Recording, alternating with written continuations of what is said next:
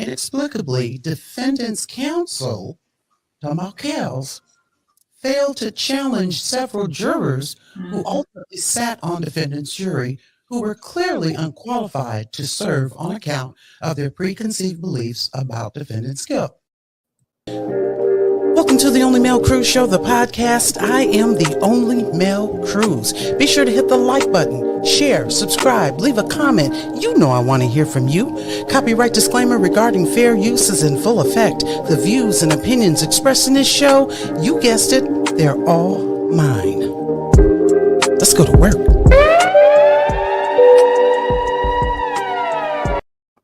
Let's go to work. Welcome to the Only Male Cruise Show, the podcast. I am the Only Male Cruise.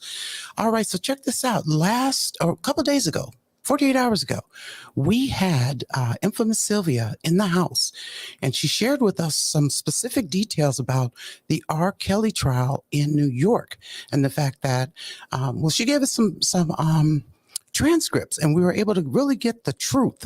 Okay. I do want to draw your attention to the ticker.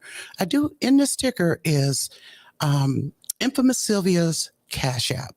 And, this channel is not monetized, but in doing this work, it does cost a little bit of money, y'all. So if you can Cash App infamous Sylvia, whatever you are willing to do, that would be great, because it would be helpful for her to be able to continue bringing us this good factual information. We won't be relying on, hearsay. Okay. And with that being said, I'm going to introduce, welcome, infamous Sylvia. How are you? I'm good. Thank you for having me again. Appreciate You know it. what? I thank you so much, because this was a spontaneous hookup, and I'm grateful for that. So today, you guys, all we're going to do, we're not going to be here long, but we're going to be here strong, giving you something you can feel on this good Black History Month. And what we're going to do is just go over the remaining details of the unqualified jurors. Okay. Shout out to everybody in the chat. Be sure to like, share, subscribe. For the replay gang, be sure to leave a comment, because I want to hear from you. But let's get into it. So again, the title of today's show is Unqualified Jurors. So we're going over the motion for the retrial. Let me move this comment out the way. What's up, Shrink and Sharon? Thanks for pulling up, you guys. So let's get into juror number 4 and the situation that pretty much put him in hot water. So juror number 4 revealed in the questionnaire. Question 39. The charge in this case involves allegations regarding exposure to one or more sexually transmitted diseases. Is there anything about such an allegation that you believe would affect your ability to serve as a fair and impartial juror? Answer: yes, I find transmission of STDs in a non-consensual act to be particularly repulsive. Question 55. Have you ever known anyone, including yourself, who was the victim of a sexual assault, other assault, or homicide, or other act of violence that required medical treatment or counseling? Answer: yes. Close friend received asylum due to sexual assault and infection with HIV from the police in a foreign country. Question 78. Which publicly known person do you least admire? Answer: Jeffrey Epstein. Ooh, wee. Wait, hello, Sylvia. Mhm. It's crazy. Very much so. That prejudice, or whatever they use that word. Yeah, That is definitely it's bias already. I'm just absolutely. mm, Absolutely. And the attorney Jennifer Bongine goes on to support her argument. She says, although the court generally asked whether anything the juror read would affect his or her ability to be fair and impartial in this case, and the juror replied, not that I know of. But trial counsel did not ask the court to question the juror whether his feelings of repulsion about the transmission of STDs in a non-consensual scenario would interfere with his ability to serve as fair and impartial juror. No conceivable reason exists for failing to inquire further about the juror's feelings about the transmission of STDs in non-consensual circumstances where the government charged defendant with precisely that act. Incredibly, this juror willingly disclosed that the publicly known person he least admires is Jeffrey Epstein, an accused pedophile. Just like that, just like the defendant. So, with no meaningful inquiry about whether this juror could truly serve as a fair and impartial juror, the juror was seated. It just keeps coming up more and more that this guy, he did not get a fair trial, period, No, point blank. And no, shout out to the people in the comments. What were you getting ready to say, Sylvie? no. I was agreeing with you. No, he did not get a fair trial. Yeah, it's just becoming more and more obvious at this point. Let's get into question. Let me see here. Let's scroll it down. Because Juror number 5. yeah, actually, we're going to talk about the alternate juror, um, which is really quite interesting. Critically, alternate juror number 4 revealed that she was aware that the defendant was married to Aaliyah when she was young, but claimed that she had not really heard much about the case and assured the court that she could be fair. Again, trial counsel had no follow-up questions for this alternate juror. Notably, this juror apparently was familiar with the well-known Me Too lawyer Gloria Allred, who represented some of the government's witnesses and asked if she could get an autograph from Allred in the middle of the trial. And you mentioned that when you were here a couple of days ago, Sylvie. Hmm. Yeah, because that was one of the things when I was at court they talked about, because it was like, okay, why is she still allowed to stay on when she Hmm, asked Gloria for an autograph? right. They should have booted her out then, even Yeah, as they an should have. alternate. Yeah, they should Even have, as but an they didn't. alternate. So, juror number 5.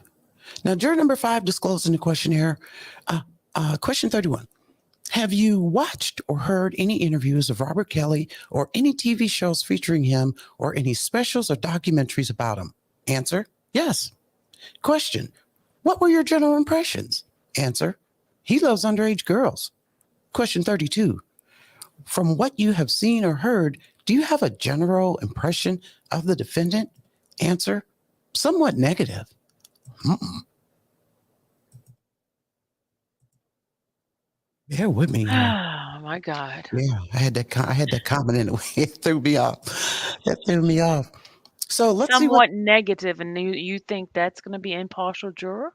Well, and again, that just further goes to prove how attorney, his attorneys just really they did not fight for him. She But says, let me tell you, I found yes, out because that first day I did not go to jury selection, but I found out there was two attorneys that was there for jury selection, and those are the two attorney that, well, one of them was the one that they did the Curcio hearing, and then the mm, other one was the guy that Steve Greenberg had issues with because he did not disclose his being taken off for the bar for a little while mm. because of his mental issues. Oh wow. Mhm. Well, the last question for juror 5 was, why do you feel that way? When she answered somewhat negative, why do you feel that way? The answer is the allegation that related he was sleeping with underage girls, minors. Now, if that's not impartial, I don't know what is. And Jennifer goes on to argue that, as it relates to juror 5, although the court asked the prospective juror general questions about her ability to put aside other things that she might have heard, when asked if he or she could be fair, the juror indicated that he or she would give it a shot. The court reminded the juror that he or she had to be certain that she would consider only evidence offered at trial, and the juror acquiesced. So pretty much the juror was like, yeah, okay, all right, yeah, sure, I can do it. Incredibly, the court seemed very concerned about this juror's ability to be fair, observing, so I don't know about you, but when someone says they think they can do something in this context, I don't think that's an unqualified assurance.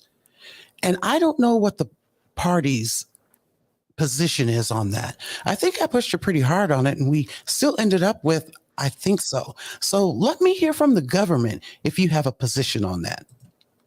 Ultimately, y'all, what happened is Kel's attorneys, they said, yeah, cool, let's rock with her. Not Hmm. surprisingly, the government was confident. that the juror indicated she could be fair, the court still expressed doubts. Inexplicably, trial counsel agreed with the government and the juror was seated. So to be blunt, defense counsel agreed to the seating of a juror who not only watched Surviving R. Kelly, but concluded that defendant loves underage girls.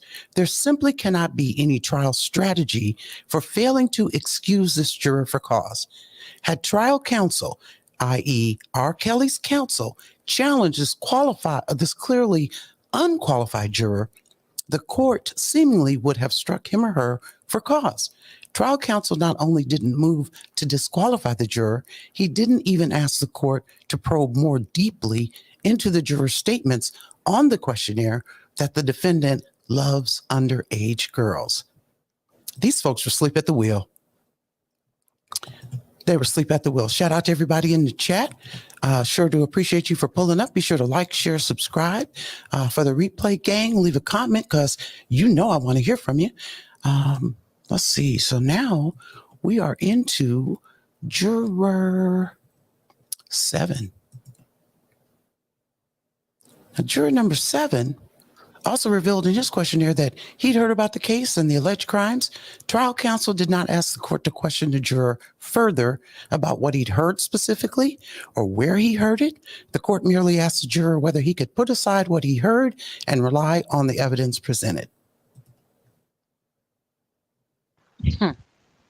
It's amazing because like I said in our interview last week, I would have been like, man, if you don't get up and say something, I would have had a fit in that courtroom.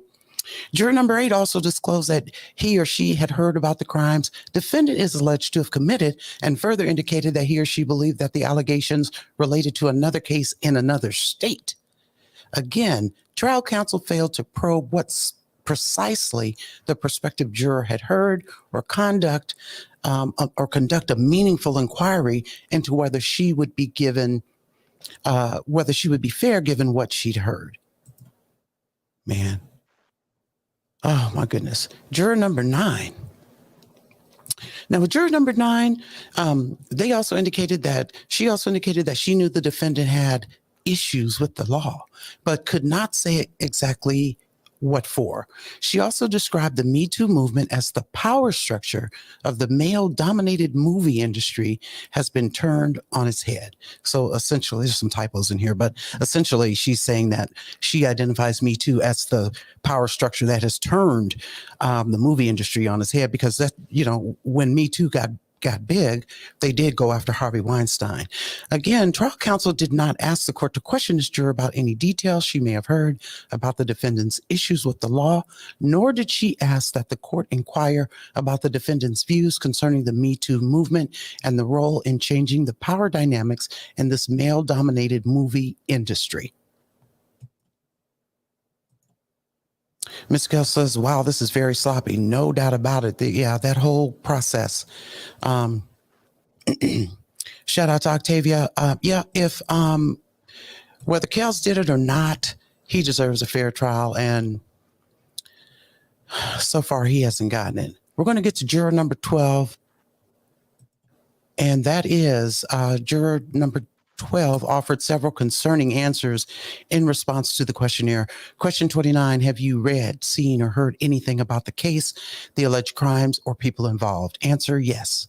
Question, describe in detail what you recall reading, seeing, or hearing, etc.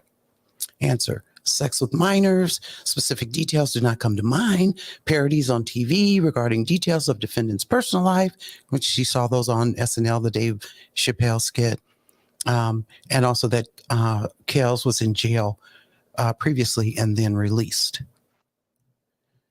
Oh man, it's horrible.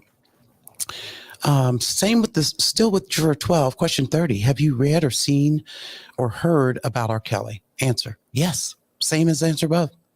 Various instances of achievement in musical career, songs on the radio, videos, entertainment, news shows. Specifics are not remembered. Question 32. From what have you seen, read, or heard? From what you've seen, read, or heard, do you have a general impression of the defendant? Answer, somewhat negative.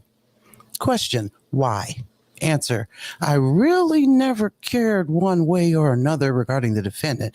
That the somewhat negative impression is an emotional one impacted by the nature of the charges against him. Question 91.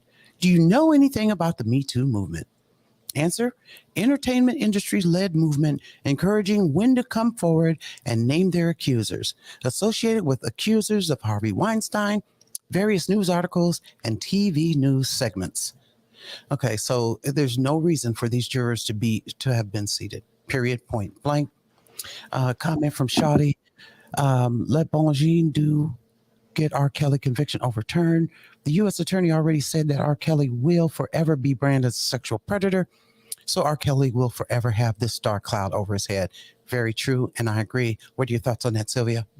Yeah, that's how they end up getting the convictions because they use dark cloud on Yes. charge and unconvicted what do you call it, prior bad acts Right, right, on right, them. right. So that's how they were able to do it.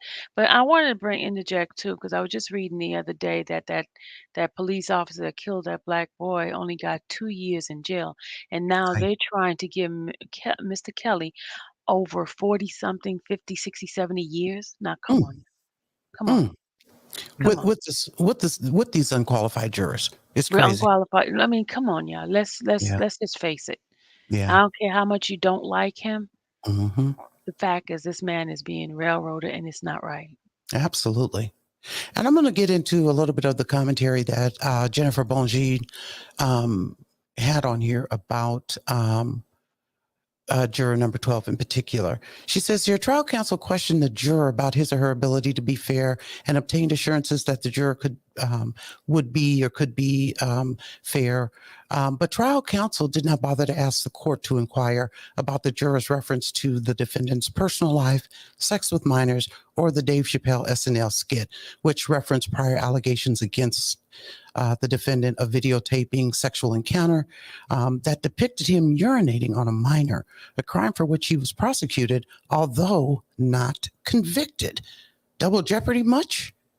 It is beyond comprehension that trial counsel would have not sought to inquire further this juror about his prior knowledge about allegations against defendant or press whether he could truly be fair given the information with which he came with to the jury. His mind was already made up. So it's a lot. It's a whole lot. And I just wanted to make sure we were able to go through the questions, just so we could, kind of like a follow up to our show that we did the other day, just so that we could provide more detail of the reason and show why these jurors were really completely unqualified.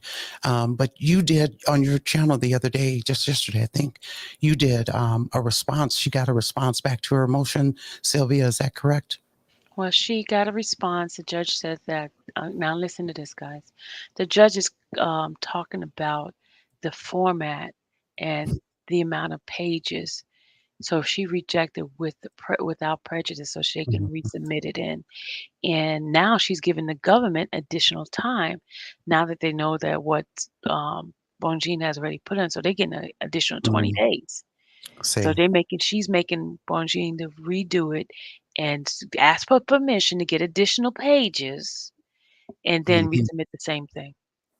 Well, I did hear on your, I think it was on your show yesterday that, Bongine is a bad mama jamma. That I would want her for my attorney because I heard on your show she was saying you were reading or I read it that she said, look, the trial in New York was deep. It was a deep. I'm paraphrasing y'all, but she Mhm. said this was a deep situation, and there's no way that I can limit this discussion to 20 pages. It was a 65-page motion document. I mean, it was a lot of pages, so there's no way I can limit all of this. And so she even argued her point well as to why she needs to give her, she needs to permit her to have more than the regular 20 pages that she's saying that she wanted. How long does Bongine have before The um, the judge will say, okay, yeah, we're going to work with it. Is that 20 days you were referring to? She said the 28th of February. Okay. And But so then that means, no, because original government was supposed to have theirs response by the 4th of April. Now it's going to be the 10th. They're giving them additional time as well. okay. And so this is where, so essentially, Sylvia, and correct me if I'm wrong, this means that she can rewrite her entire motion. The only thing she's waiting on is to find out if the judge is going to say, no, you have to stick within the parameters that I set for the reason why I didn't rule on your motion, or the judge is going to come back and say, okay, I'm going to let you have the additional pages. So this, she pretty much has to re-prepare this motion. Then is that Just accurate? in case. Yeah, most likely. But that's why she went in and put in the request right away. So just in case she'll get the answer back, so she'll have Mhm. time to complete the other one, rewrite it. Trying to Yeah, pick out the biggest points. right. I mean, she uses very strong language in her argument. So even if she does have to condense it to within the 20 pages, I feel like she'll still be able to get the job done. Yeah, I think so too. You know, and if the judge doesn't allow her to have more pages, because I think um, that was a really inadequate reason to deny her motion. Because if you were really in pursuit of justice here, Judge, you would have took the time to read. You would have said, I can't rule immediately because this motion is so thick that I need time to consume it and make my determination, instead of Mhm. just kicking it back to her and going from there. It makes me wonder, is this judge going to be like the same judge in New York? Or she, Judge, are you advocating for, a horrendous trial as well? Is that what we're working with? Uh-huh. Mhm. So, well, you guys, really, that's it. That is the podcast. We just wanted to get these details out so people could get a real good, thorough understanding of why we Kels needs a new trial, y'all. He really does. Yeah. And these transcripts show that his trial counsel did not work on his behalf.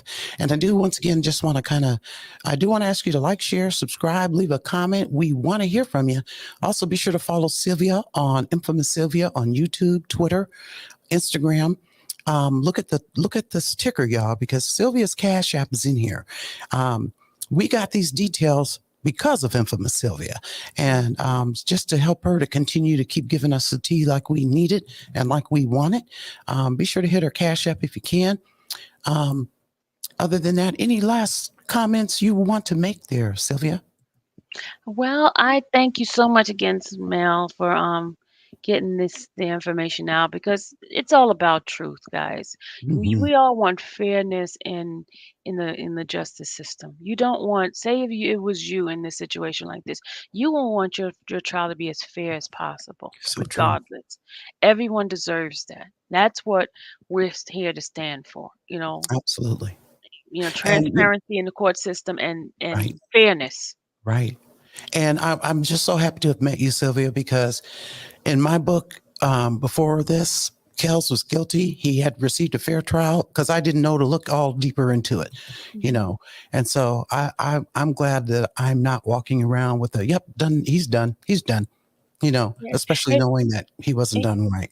you know what also I want to say, Mel? A What's lot that? of people who are very like so anti R. Kelly is because they are dealing with their own unresolved sexual abuse or some sort of abuse.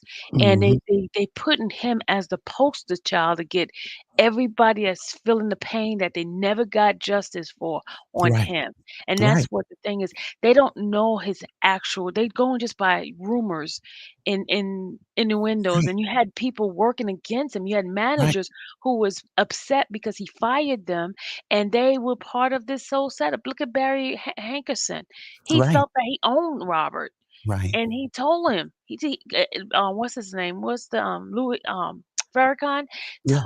he told Farrakhan he was going to go after him. He wanted to come after Mm, Robert mm. by any means necessary. See? And you're right. And for me now, and you're right. Some people are, they're vicariously feeling that they're receiving justice because R. Kelly was found guilty in New York. Now that doesn't apply to me, because I'm not a victim of sexual assault or anything of that nature.